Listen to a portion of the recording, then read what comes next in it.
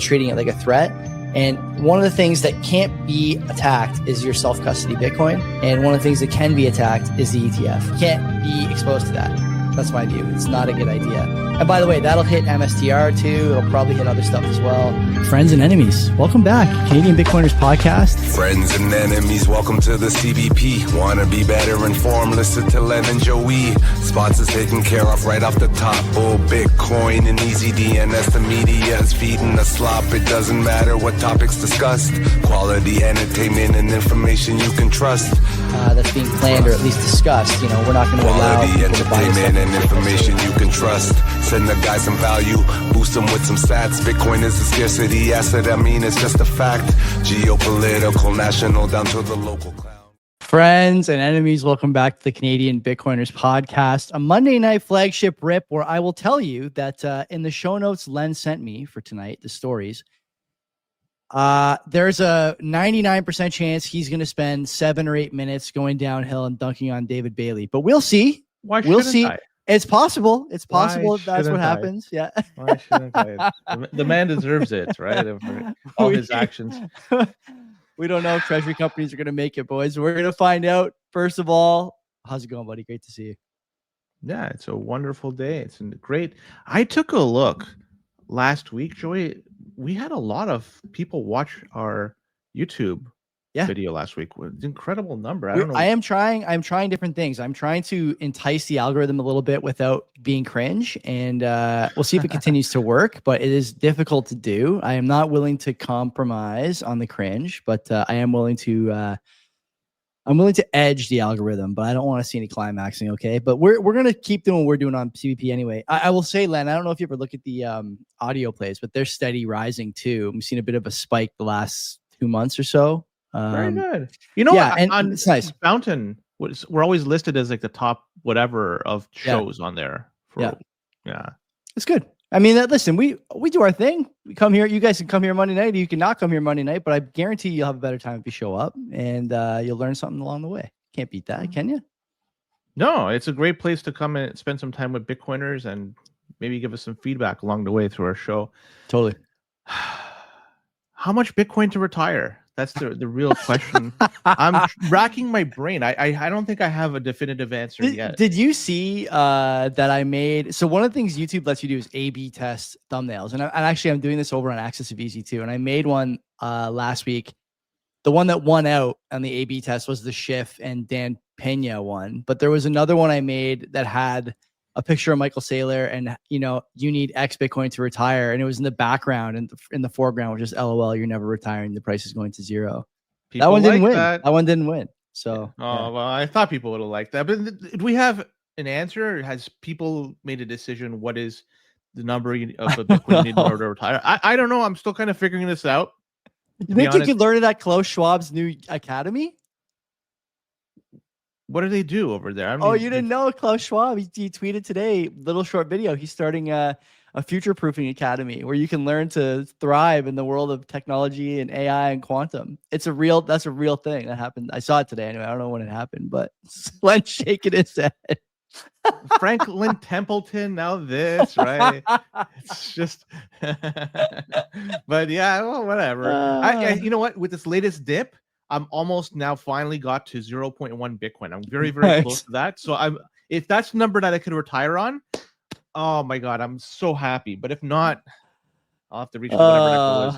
Oh God, I love it. Well, let's talk about the sponsors, and then we'll get into some other stuff we got going on. EasyDNS is the longest standing lead sponsor of the show. Mark is a dear friend to Len and I, and he can be a dear friend to you too, because he runs EasyDNS. And what is EasyDNS? It's the best place for you to buy, port, hold, transfer a website. If you're starting a business, you need a website. If you're starting an email list, you need a website. If you're starting a podcast, you need a website. And Mark happens to be the website slinger you need to be in bed with. Okay. Why do I say that? A couple of reasons. One, data protection, security. He's got that taken care of. It's top of mind for him. Nothing for you to worry about or think about, which is the perfect blend of what you want to see from a vendor. On top of that, Len, for a couple extra bucks, you get domain sure and easy mail. Easy is in the name, way to protect your data, your client's data, all that good stuff. and make sure you're not getting spoofed on your URL, your address. Can't have that. And if you're a Bitcoiner, which you ought to be if you're listening to this show, or at least a pre-coiner, right? Something like that. You get a number of options with virtual private server. Use on EasyDNS and with EasyDNS. Whether you want to do a Bitcoin node, an Oster relay, Mark's got you covered. And there's probably some other stuff too that Mark can help you with. I know we've sent people to Mark over the years for a number of different projects that we just didn't have the capacity to really help with because we don't understand this stuff. But Mark does, and he takes Bitcoin for his services, which you can't beat. So go there, easydns.com, use the promo code CBP Media, and get half off your first round of buys. Mark's due for another appearance on the show soon, I think. I think he's coming down. We have a Wayside House board meeting. Shit, it might be this week. I got to look. I think it might be this week. So if it's this week, he'll be down. Maybe we'll spin something up. I got to talk to him. But anyway, easydns.com. That's the chief sponsor. Who's next? Well, Francis could be another person that is due for an appearance on the show, right? Francis, he spearheads Bull Bitcoin, and that's the second sponsor of this show. That's where I make my buys, or Joey makes his buys, and that's where you should be making your buys as well, or sells, whatever you want to do. You could do either or. On-chain, Lightning, those are your options. For a non-custodial exchange, they have multitude of options like auto buys. You could do reoccurring buys, limit orders, and a lot of people took advantage of that. If they had set it up, their limit order was taken advantage because the price of Bitcoin dropped significantly the past couple of weeks. Well, decent amount. Either way, Bull Bitcoin, they have your privacy in mind when they do it. It's mixed before it's sent to you. So check them out. Use our referral code below. If you do that, then all your buys and sells moving forward are going to be a little bit cheaper. So check them out. They're available in a bunch of different countries like Canada, Mexico, Costa Rica, El Salvador, Argentina, Western Europe. They're taking over the world. Yeah, totally, man. Love to see it. Love to see it. You want to do some boosts, then some housekeeping? We got some stuff to talk about in housekeeping. We can do boosts first. Okay. Top 5 boosts. Wartime 133 sats. And he writes, fuck the ETFs. Check mark. Middle finger, dynamite. So that's what Wartime says, what he believes. Great. Bitcoin Jim, 333 sats. Last show was fire. Thanks, fellas, for the many entertaining shows and the great info. A couple of beer mugs doing a cheers. They're clanging. Mo BTC Dick, 500 sats. He's saying, I'm throwing in, I don't know if I'm pronouncing this right, Whaley or Wally. Whaley, I think it is. It's a subdivision of Surrey, BC, into the ring for consideration. This is for our Christmas episode. We have a number of suggestions that have been provided to us. Yeah. So, if I'm going to go with Surrey, I'm going to take this one kind of off because it's a subdivision of, it's close enough. A lot of Surrey recommendations, by the way. Yeah. They're coming through heavy on Discord DMs, Discord chat, Twitter DMs. People want to see Surrey. What's going on in Surrey? What's in the water in Surrey? I'm not going to go there. Gentleman by the name of Bone. James Bond? Just B-O-N. Oh, okay. So Bone.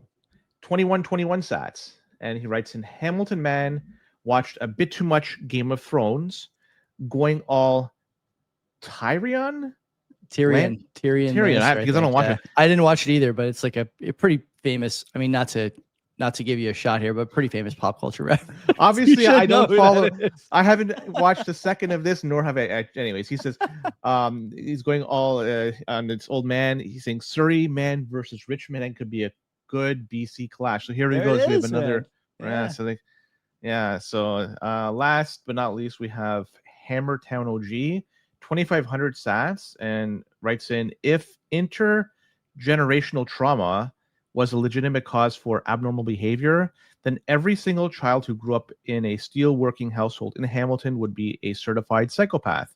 Love the show. Keep up the great work. And that was from the show we had last week. It was a good story. And the guy was, the intergenerational trauma was part of the reason why the sentence was slightly reduced. Yeah, love that. I love that for him.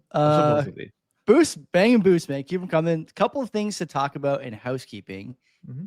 No interview this week. I did the sip and rip today because my daughter, like I said, was in a pretty good mood yesterday morning, and she's learning all sorts of new stuff. She's doing the stairs now, Len, going up and down the stairs in the house with supervision, of course. So I didn't want to miss that. But I did record one today. Talked a bit about this Mike Green article that I think was okay. We were talking about it with Mark this morning. Mark hates it. Maybe I'm somewhere in between, But the idea basically is that the poverty line is actually not, or shouldn't be, based on this old calculation, 3 times the minimum amount of money to, put your family on a 3 meal a day diet or something like that. And should actually be based on what he calls the cost of participation, which is interesting. A couple of good quotes from that article about how, back in the day, to participate, quote unquote, in modern society, you needed a mailbox and like a $10, landline cost, right? And people today are paying, how much for internet and phone and all this stuff, because that's what you need. You can't bank without the internet. You can't, apply for jobs without a computer and all this stuff. And so the point that he makes is, well, some economists and some market participants would say, yeah, it's 10 times the price, but you're getting 100 times more compute power, so it's actually cheaper. And Mike says correctly, it's not that you're getting 100 times more compute power. It's that you can't participate in the economy without 100 times more compute power. It is a required cost. And so I recommend people read that. Tell me what you think. We had Mike on the show a couple of years ago. He's a bright guy, though I don't agree with everything he says. And I will say that we deleted that episode as part of a larger purge, but he steamrolled us, I thought, a bit during that show. But as Len will remember, he did sit and talk with us after while he was drinking a half a bottle of wine in his kitchen. You remember that? He turned his camera back on and sat with us for a bit and just shot the shit a little bit about a few big names in Bitcoin that he thought were scammers. One of them in the news recently. I won't mention who, but I can't even remember that. Yeah, you would if I told you. You would if I told you. I won't say it on the air because now there's too many people listening. I don't want to. I don't want to get in any trouble. But yeah, there was. It doesn't matter if it's one person listening or a million people listening. It's the same thing that's going to come out if you spread news. We never. Yeah, we ain't saying the name. So we ain't saying matter. The name. Yeah. But yeah, I recommend people read that. So that was a sip and rip. Last Friday, I went on Phil Bock's podcast. You guys remember him from his appearance here, and he's a great follow on Twitter. I think former president of the NASDAQ, among other things. And we spoke for about an hour about a lot of things, man. He's a guy, I don't know if you listen to his show, Len. It's kind of, TradFi / culture. And he's a guy What do you think? I mean, I know you don't, but I just say that as kind of part of my, introduction to the show. It's interesting to talk to a guy like that because he's a little older than me and a little more experienced, and he's seen a lot. And you know what the best part about him is? He sees the same problems we do, and he's not a Bitcoin hater. He's got concerns like many people do, but he's not a Bitcoin hater, and he thinks that we're on the right track, which was a really refreshing thing to hear from a traditional finance guy. Although that's kind of pigeonholing him. Had a lot of fun. I want people to listen to that, and that will be up on our feed at some point too. Once I figure out how to either get it from him or download it. This Saturday, what are we doing? This Saturday morning, 8 a.m. What do we got planned? Oh, it's this Saturday. Yes. Coming up. What are we doing? Tell the people. Yeah, we're with Fundamentals and yeah. Business Cat. We're doing rock, paper, Bitcoin, 4-man rip. It's going to be, and you know what? Fundamentals had a interview with Dan Webb. Yeah, I saw that today. Yeah. When is that coming out? I don't know. I just saw that they recorded it. Now, Business Cat, he streams us sats all the time, and still I see it. I am very thankful you stream us sats. I would suggest stream us none and just send us a message with the right. You get better bang for the buck like that. That's my suggestion to you, Business Cat. He's got our direct contact info. He doesn't have to go through the But you know what I mean? Like, you might as well get your name out there with a message rather than just stream us every minute or whatever. That's just my opinion. Send us nil, man. He's the best. He's the best. So we're looking forward to that. That is all the housekeeping I have. Do you have anything else you want to talk about? Well, I guess in conjunction to what you said, because I had 2 meals this past weekend with some people, and I'm surprised because I stark contrast the boomer crowd. Love Carney. Yeah. It's just exactly what you envision it to be. And then the people that are closer to my age that are... You're an Xer, right? I think. Yes. And yeah, okay. I've met up with somebody that was an X as well. And same mentality. It's just like planning to get the fuck out, right? Like, there's just, it's just interesting to see like people, their mentality, and a lot of it is based on experience, how many years you lived on this earth, and the fact that you accumulated a lot of assets during a time when well, let's be honest, they devalued the currency. And if you look at homes and shit like that, it's like, yeah, you made some good purchases buying those homes, but you didn't do anything specific. You just fucking bought a house, right? Great. Or several houses. Great financial decision. Yeah. But it didn't make you a financial genius. Do you know what's funny? I joked with Phil. We were talking a lot about the boomer. I don't want to say just boomers. I think it's just a generational sort of war going on, even between millennials and Zoomers. I was joking with Phil that my dad, he's done very well financially, had a good job, of course, but done very well financially because of his advisor. And he's pressured me over the years to give money to the same advisor. And, I ended up giving some money to his daughter, the advisor's daughter, who's also an advisor, to manage. But do you know what my dad's financial advisor was doing before he became a financial advisor? A private wealth manager. You know what he was doing before that? Selling mortgages or something? Selling ties at Woolco. So to give you an idea of what it really took to be a strong financial advisor, the answer is not much. Between 71 and about 15 years ago. So keep that in mind, everybody. Keep that in mind when people are telling you that they got it right and you should take their advice. They are fighting the last war. And actually, they never even picked up a gun in that war, to be honest, literally and figuratively. So anyway, when you look at buying a house, yeah, and I don't want to beat this with a dead horse, but Bitcoin is very similar to that. In reality, the people that purchased homes and had it run up in value, because let's be honest, the currency got devalued, all they did was essentially buy it and then the maintenance of it. I'm sure they did some maintenance. They replaced the shingles or roof, whatever. They did that part. But Bitcoin is the same thing. All you do is just buy it and you do nothing else.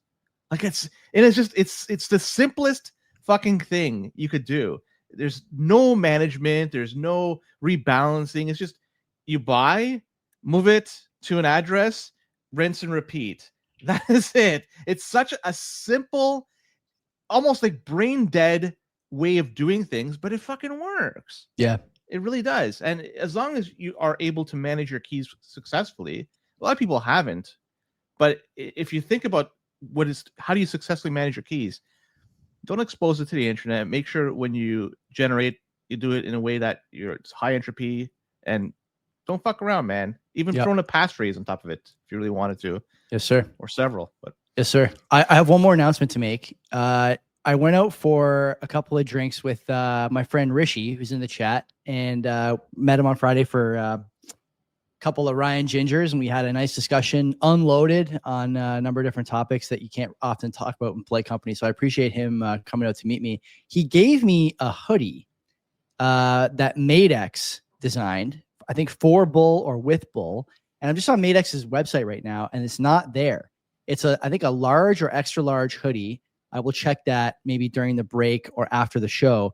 And next week, I'm going to give it away because he wanted to do that. It doesn't fit him. Do you have it there? Me. I don't have it. It's upstairs. I kind of got distracted before we started here. And also I can see on the baby monitor, my daughter is just looking into the camera. So she's not asleep either. I don't want to really disrupt this podcast. But next week, we're going to give it away. So I don't know how we're going to do it yet. Maybe use the name wheel or something like that. XL. That's the size. XL.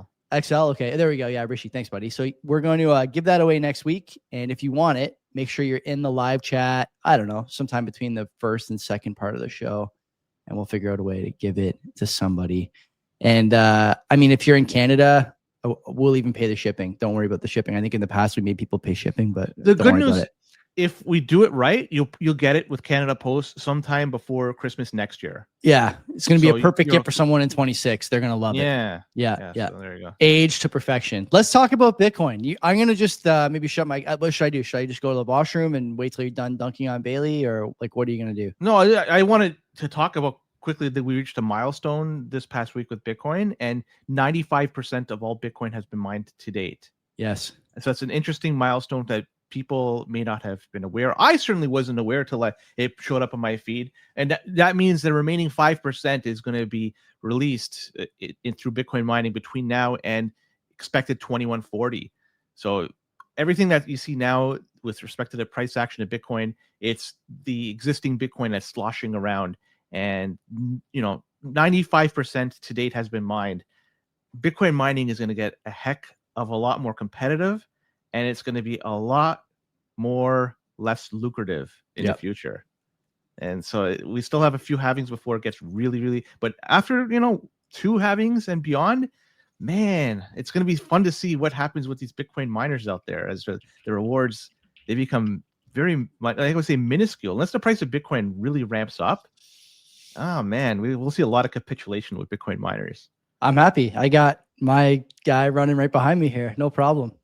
I'm happy to take their sats. I'll do it anytime. Did you hear about this $5 wrench attack story in Port Moody?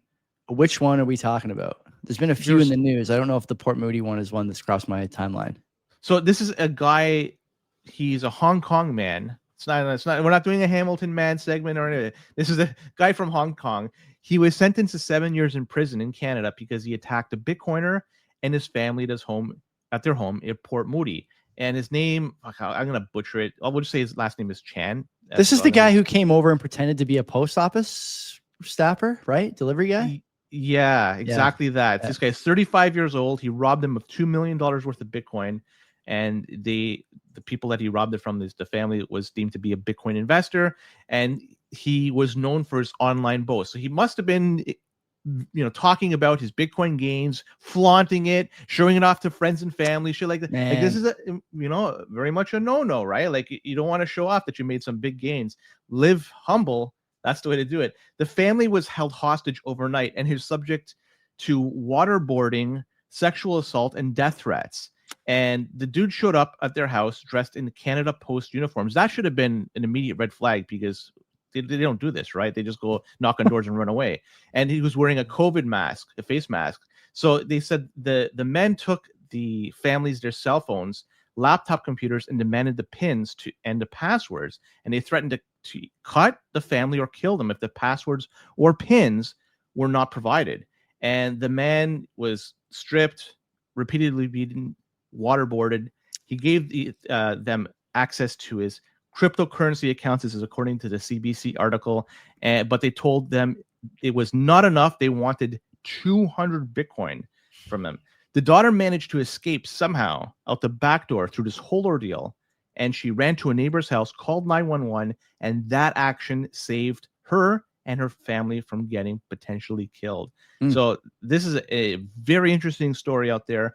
People need to take serious care with the Bitcoin. Also, don't fucking flaunt if you made massive gains, right? Like, what the fuck?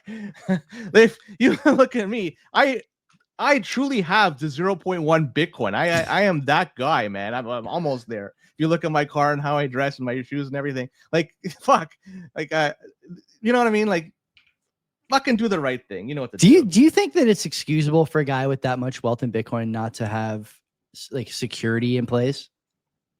What security do you think he would be able to anything put in place? like we talk all the time about how, maybe we don't, at least we didn't do it for security reasons, but you don't keep your Bitcoin like at your residence, like you want to have a gap between an emotional moment where you want to sell, for example, and being able to just like grab Bitcoin and put it on exchange. So like why not at 1 million or even 500,000? Like, why not any of these numbers just say, I got to do something here, or use, cover your ears, use a multi-sig custodian if you don't trust yourself or if you're at risk. There's also some complicating factors here. Chinese thugs and mafia and whatnot running rampant in that part of the country.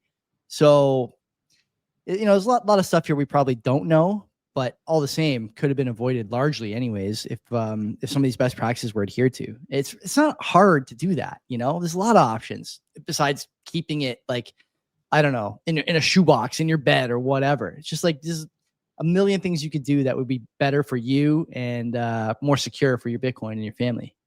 One way you could secure yourself would be to get a handgun, but unfortunately, it's in the chat. It's in the chat. Yeah, imagine is it the guy mentioned had there? a gun. Yep, imagine the guy had a gun.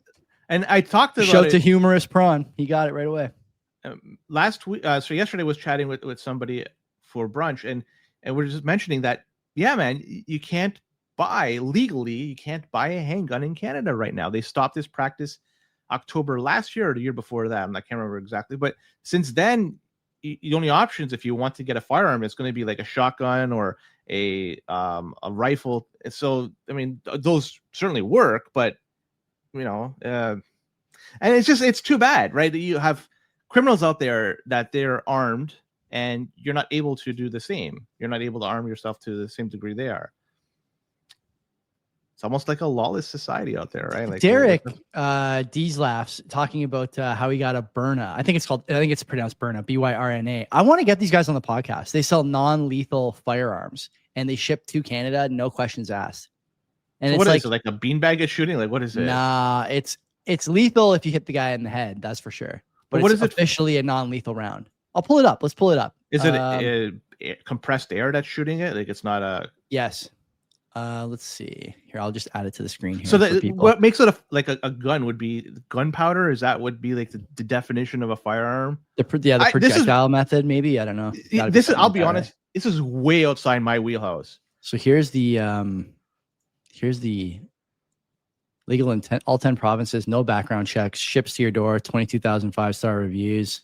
I want to get the guy on the show. $433, or you can get this, whatever the fuck this is. This looks great. Okay. Black Friday sale. You know, maybe I'll buy one. I do kind of want to have one at the house. Not that I really need it, but be good to see. And I do want to get these guys on the show because, you know, when I look at this, and this is part of the ethos around Ready. I want that guy to bottom right, by the way. That guy, I want to talk to him. Army Ranger. That's the one I want. Yeah. I don't know what that guy charges a day, but let me get him just sitting outside my front porch. Actually, in Dundas, you don't really have to worry about that. But I want to get these guys on because much like the Ready.ca ethos, the whole idea behind having something like this at your house is basically don't wait until you have an issue to get this, right? Have it handy and have a deterrent. And, you know, talking to people over the years, especially as we started talking more and more about these stories where people are getting broken into, violently assaulted, having their stuff stolen from them. You have like a very limited number of options. You mentioned their shotguns, firing them might not be that great. Then you have like, you can get a big dog or a couple big dogs. Good, but dogs will be killed by a guy with a gun. And you know, the third option is having a firearm like this. And I see Prawn in the chat saying criminals don't carry fake guns. The question isn't whether they carry fake guns. The question really is two-pronged, right? Are they willing to use the gun, and are they willing to have a confrontation in general? Or are they just trying to wave that gun around and get in and get out? Like if having a deterrent gives you an extra minute or 2 minutes, you know, is that enough that one guy in the group says, I'm out of here and takes off? That's really the question you have to ask yourself. And, you know, until something changes in Canada, it's not about having the thing that you want. It's about having the things that you can have that might be a preventative measure if something goes sideways on your property, I think. I think you're better off having it than not. Yeah. But yeah, that's a good way to put it. Yeah. But relying on it as the stopgap measure may not be the right mentality. So if you use it as it's intended to be used, probably you're in a much better position than not having it. Let's be honest. What else do you have? You're going to be like, stop or I'll yell. And at that point, you might as well just fucking, you know, what did the police say? Leave your keys at the front door. Yeah. And obey their orders or something like that. Like just comply with them. Completely nuts, man. Completely nuts. Just backwards. Yeah. Yeah, this is, anyways. I'll quickly talk about this story. Tether, they invested money in former sponsors of the show. This is a big story. I think. Well, there's not much to it in terms of what's been disclosed. I think it's just a trend in which way things are going. The amount of money that is being invested has not yet, or probably will never be disclosed, because let's be honest, these are not publicly traded companies, so they don't have to disclose anything. But it's just showing that there's more and more capital that is being allocated into stuff like this, lending services, and it seems to be the way forward for how, I guess, traditional finance will start offering. I know Lenin is okay, so I disagree. I disagree with that assessment right away. I actually think that what we're seeing here is what Bitcoiners want. They want services like Ledin, because what do you not want to do as a Bitcoiner?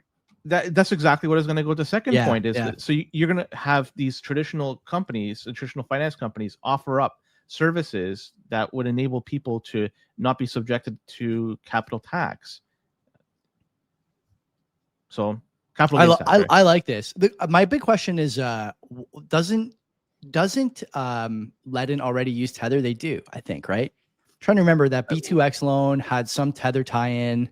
So it's the usage of it versus the investing of it. And I'm not sure if Tether invested in Ledin up to this point.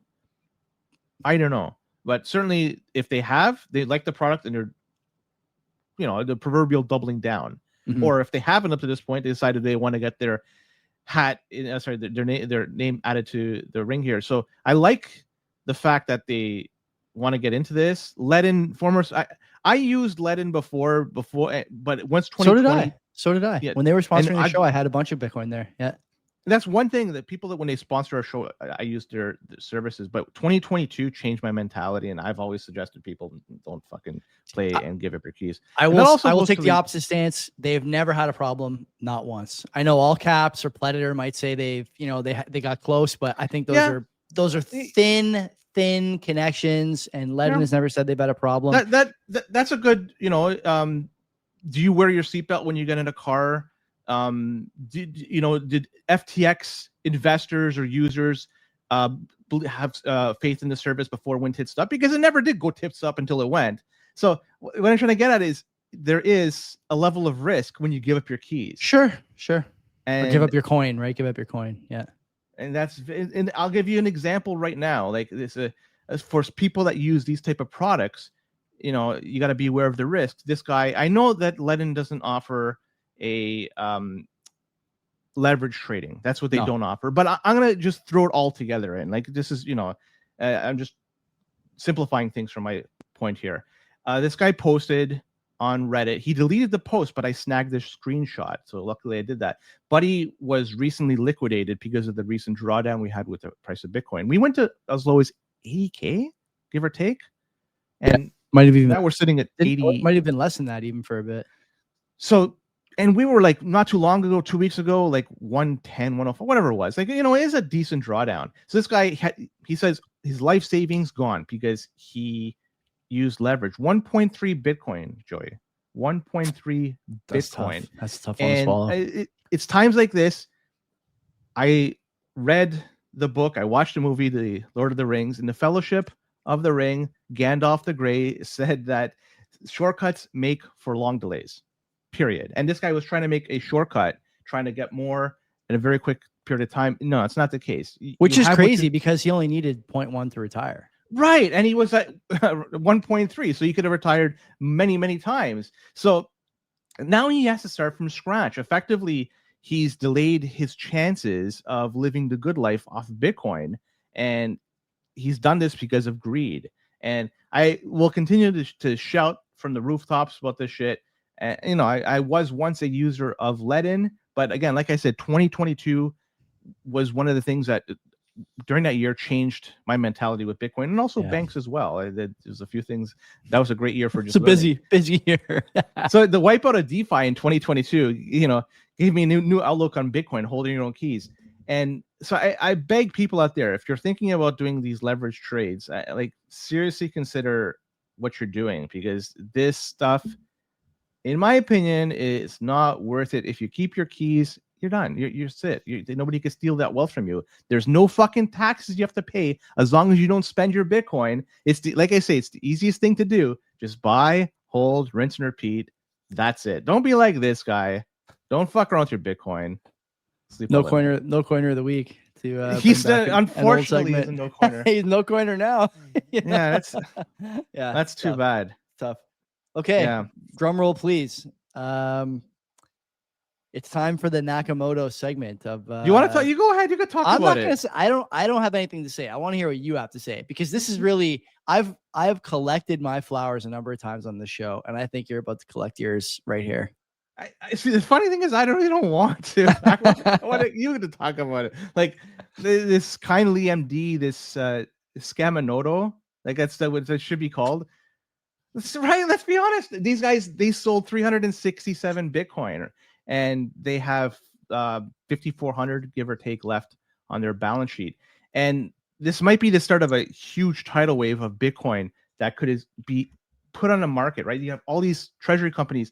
What's the one that was associated with Swan, SQNS or whatever? Yeah, whatever the fuck it was. Sequans or whatever. Yeah, they started selling, right? So you have, when you have these companies if they start selling or continue to start selling their Bitcoin, it's a lot of sell pressure that's going to be available or that's going to be on the market. It just putting this downward pressure on the price of Bitcoin, and it could be a negative flywheel effect where then you have the price goes lower, they have to sell more, and then who the heck knows what's going to happen in the future. But with respect to Scamanoto, you got to understand that these guys, they released some information with their quarterly earnings, and this is the quarterly stuff, right? The revenue, Joey, was $380K. Yeah. Right, and salaries doesn't seem like that much. It does not. Salaries. We send more through Bull Bitcoin. No, maybe not more, but close to that much. And we're a little podcast, and I realize it's not all revenue for Bull, but yeah, that's not a big number. That is not a big number. That is terrible. Yeah. And their quarterly salaries, Joey, is 5.7 million USD. That is. Do you want to hear some numbers? Let me give you some numbers, then you can rip into Go it. ahead. The CEO, David Bailey. I like David Bailey, but this is nasty. This is nasty work. $58,333 per month for CEO services. Performance-based annual cash bonus up to $2.1 million. $5 million in stock options. $1 million in restricted stock units at RSUs, which is basically like if you work there for a year or whatever, 2 years, you get more stock. And then $1 million more in performance-based restricted stock units. So based on outcomes. And then, I think you're going to talk about, it looks like you have in the show notes here, some other tertiary spending that's going on at the C-suite level. So I'll let you go ahead. Keep going. So, I want to call them actually in a second. I just texted. I just took a look for the telephone number. So remember, 5.7 million for the salaries. You broke it down what the CEO makes. Former CEO, or I don't know either way. He's still there. They just brought in another guy, right? Yeah. 23 full-time employees, 38 part-timers as of December of last year. This number, I would imagine, would be a lot less now, but let's just go ahead with the 23 full-time employees, right? And then 38. So let's say those 38 part-timers are working half the time. So that means that's 42 full-time employees as of December, right? So if you do the math, if you divide 5.7 million by 42 employees, that comes to around 154,000 average per employee per quarter. And so it's not like the company does a lot, right? All they do is buy Bitcoin. Joey, how hard is it for you to buy Bitcoin and store your keys? Well, in this case, you're letting somebody else manage it. I don't think I could charge $58,000 a month if that was yeah. And in this case, they're having somebody else manage it. I believe that I have no the keys manage the custody for sure, almost for sure. So think about this. They fucking take all this money just to simply have the company buy Bitcoin and send it to somebody else to hold on to it, right? I don't know what justifies this salary. These guys, I would think they're having parties that are making FTX blush, right? Like, think about FTX, the fucking things they did. These guys, I don't know what they're doing to make this money. But on top of all this shit, they say the Bitcoin that they say that was sold. No. I'm going to clarify. It wasn't sold. I'm reading directly from David Bailey's tweet. So this is straight his words, not mine. To clarify, we didn't sell Bitcoin. We invested the Bitcoin across several international treasury companies, Treasury, BTC, Metaplanet, Future Holdings. As a core part of a strategy is monetizing our Bitcoin balance sheet. Our direct Bitcoin balance does not capture the value of these equity investments. So they sold the Bitcoin to buy more treasury companies. So flywheel, baby. Let's go. Let's go. Warren myself, I'm looking at this. They sold Bitcoin at a loss. You just don't get it. We might just not get totally don't get it. So I'm fucking an idiot about this. But you know what? I'm not part of the orgy party, so I don't know what's going on over there. The behavior here is disgusting. You know what? I'm embarrassed for him. I'm embarrassed for Bitcoin. I'm embarrassed for the CBP that we allowed him to come on. I'm embarrassed for everything. I'm big sorry to everybody out there that we gave this guy a chance to talk. It's clearly this Scamamoto is out there. They're eating at 5-star Michelin restaurants while their investors are fighting for crumbs at the dumpster at Wendy's. That's what they're doing. I'm curious. I'm gonna call them up right now. Let's do a fucking live. I want to know how many fucking employees they have. And what the fuck they do? Let's get this thing going. Nakamoto, the stock is down 385 388 8220. Let's go. It's down 90% year to date. Long distance charges may apply. Come on. Thank you for calling Kindly MD. Our office hours are Monday through Thursday from 9 a.m. to 5 p.m., Friday from 9 a.m. to 4 p.m. Sorry, it looks like Saturday from 9 a.m. Well, they work Saturdays. We are closed on Sundays. Let's call them during rock, paper, Bitcoin. During Saturday business hours, you may receive immediate assistance by sending us a text message. Oh, you can send a text. 851. Who answers? What's the text message answer guy make? Is he making 20, 30K? You may also leave us a voicemail, and a member of our team will return your call as soon as possible. If you have reached us outside of our normal business hours, please leave us a voicemail. A member of our team will return your call as soon as we are back in the office. Thank you for choosing Kindly MD. We look forward to assisting you. Thank you. Yes, hi, good afternoon. My name is Len. I'm calling from the Canadian Bitcoiners podcast. I'm a potential future investor, and I'm curious about the number of employees that you have listed here on your website. It says 23, but I noticed that you guys are taking 5.7 million quarterly in salary. So I'm just curious, indeed, is it 23 employees? What exactly do these employees do? Send me an email back at canadianbitcoiners@gmail.com. I'd love to hear more about this. Thank you very much. There you have it. That's due diligence, maybe. That's due diligence. Like, I'm doing I'm a potential investor. I want to know a little bit more about this.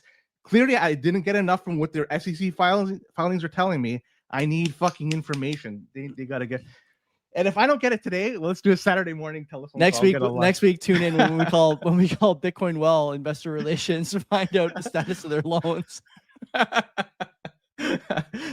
Fuck, is it Thanksgiving or we may not even get them this weekend because it's Thanksgiving. It's American Thanksgiving, on Thursday. So Saturday, there's nothing going on in America. They're recovering from closed. Shopping and maybe. 4-day holiday. So like, you know what? I left my email address.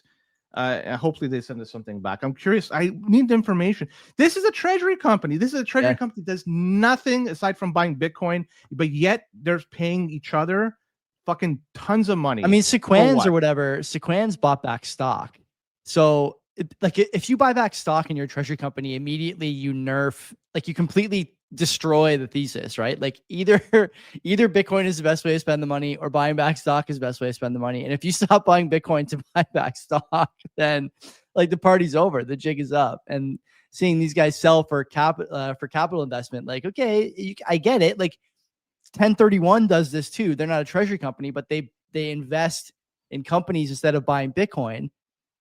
I don't know. Everyone thinks they can outperform. And again, we talked a bit about it earlier, right? And this is not, meant to be a shot at Marty and Matt or anyone really, but there is a danger in being an early adopter of Bitcoin and thinking that you are some kind of genius when all you know is limited supply good, number go up. Like this is really at the core of the price action. But the danger is that if you're on the vanguard of something that people view as, world-altering technology or world-altering asset distribution or whatever, like you might find yourself a little too big for your bridges and trying to do things that you don't have expertise in. And I think this is a good example of that. That's what the problem is with all these Treasury companies, not just this guy. Like MetaPlanet and all these other companies. How are they doing? MSTR, how's it doing? How's any of this shit doing? It's a disaster. It's like a mushroom cloud over there. And so that's why I named the episode. Like, are these companies going to survive a cycle where the price grinds lower another 15-20% over the course of a year? I doubt it. Honestly, doubt it. So like certainly not with that thesis. They're not going to be able to just say we're buying Bitcoin. They're going to have to buy back stock. They're going to have to whatever, right? There's no doubt about that. Some are going to have to do a reverse split to just maintain, I think you have to be $1 to be on the NASDAQ. You have to have I forget. Like 100. Who's been on this a long time, by the way? TXMC on Twitter. He does not get his flowers enough, but he was saying this early about some of these like offshoot Treasury companies that you just think you're MSTR and you're not, and you're going to find out the hard way what MSTR had to go through to make this work. And you just don't have the capital. You don't have the capital, you don't have the support, you don't have the liquid shareholder base. You have nothing that's needed to make this work. Well, MSTR is the first one that's going through the wall, and they're going to get the bloodiest because they're up Yeah. against a monster. And have you followed this whole indices thing? Because I certainly haven't. And JP Morgan. I can't add anything to it, but that seems to be it's a big story. JP Morgan put out an article that's 6 weeks old about how they think that Saylor is going to be removed from some of these indices and give himself more pain down the road because of it. I don't know that. Like I said, that thing was out for 5 or 6 weeks. No one cared about it. And JP Morgan, maybe wants to crash the market. Maybe wants to buy cheap Bitcoin. Maybe wants to buy cheap MSTR. Maybe wants to buy any of that stuff on the cheap. They have the power to crash a market. They've done it before. They've manipulated markets outright, legally and illegally. So I wouldn't be surprised. I don't put anything past anyone. But Len, what is the lesson here? The lesson is don't get over your skis. No leverage, no loans, no nonsense. Keys and sleep, and that's it. 100%. Yeah, and let's talk about quickly Kraken. We have a lot to talk in the back end. Maybe this might be the last story here. Yeah, okay. The Kraken users, they got, I don't know if it was one user or several users. It seems to be just one. Got wrecked because we had a downturn in the price of Bitcoin, as I mentioned earlier this in the show, and they decided to market sell some Bitcoin at 61.3 to be specific. That's worth 8 million CAD at the time, and they sold that for about 28K because there was nothing there, right? There was no somebody had a limit order they put in. They must have put in a 28K and made fucking bank, right? It's so you got to put, if you're going to sell Bitcoin, put in some safeguards. Make sure you're not selling everything at market price, because there are times, it's 1 in a trillion, or 1 in a million, but every once in a while it comes up that somebody gets wrecked as a result. 61 Bitcoin, the guy sold for only 28K. So now this guy's got to go back and start. I guess he's got to buy another 0.1 Bitcoin and start retiring off that. Let's find the guy. Let's find a way to repay this guy, right? Same way. Why? He fucked up. How long? I know. How long ago was that story, though, where a guy paid way too much in fees and one of the pools refunded him the fees? Remember that? That was the pool that refunded the fees because they got it.